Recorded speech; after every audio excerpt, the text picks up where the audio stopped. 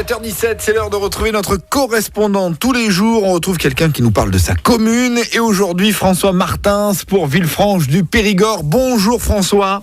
Bonjour David, bonjour à tous et bienvenue à notre bastide de Villefranche du Périgord. Où le temps est...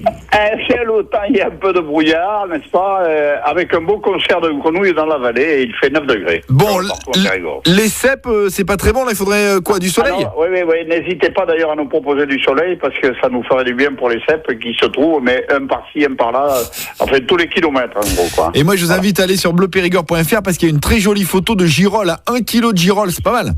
Ça c'est super, c'est pas mal. Oui. Allez, on commence notre petit tour de Villefranche du Périgord avec Campagnac-les-Quercy. Voilà, alors à Campagnac-les-Quercy, c'est l'ouverture du resto Le Campagnac qui est ouvert depuis quelques jours avec Carole au service et Michael au piano. Il nous propose bien sûr des menus du jour à 12 € et 3 menus à la carte avec une sélection de plats que j'ai choisis avec entre autres magret de canard à sauce cointreau orange, ragoût d'oie aux petits légumes, marmite du pêcheur, etc., etc.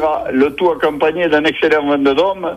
Et puisque nous sommes ici au cœur du vignoble et que le père Bouygues veille au grain, vous le connaissez d'ailleurs, mon ami David. Ah bah oui, Jean Bouygues, que l'on salue, mais c'est bien ça, hein, parce que ouverture du restaurant Le Campagnac, c'est bien les ouvertures avec des jeunes, c'est bien. C'est sympa. Faites votive maintenant. Alors oui, c'est toujours à Campagnac et c'est samedi prochain. C'est une soirée gastro-conviviale animée par TTC et Nathalie Gredetti.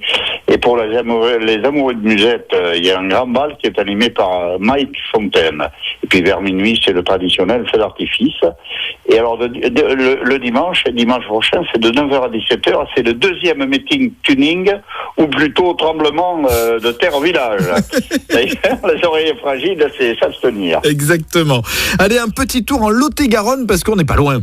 Tout à fait, pas très loin d'ici. D'ailleurs, où a lieu une exposition de photographie à la cybercaserne de la Capelle Biron du 2 au 30 juin.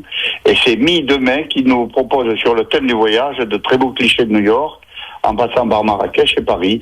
L'entrée est libre et gratuite et puis c'est à voir sans faute, évidemment. Et puis on continue toujours en Fumélois.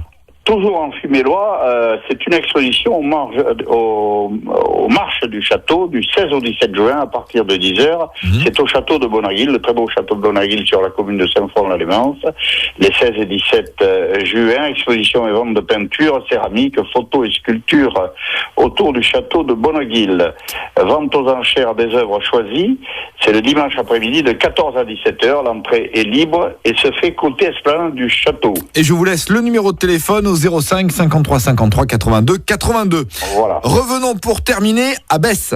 Ah bon, on revient à Besse dans un petit paradis de verdure au pays de Villefranche. Là encore, c'est l'ouverture d'un café-snack depuis le 10 juin.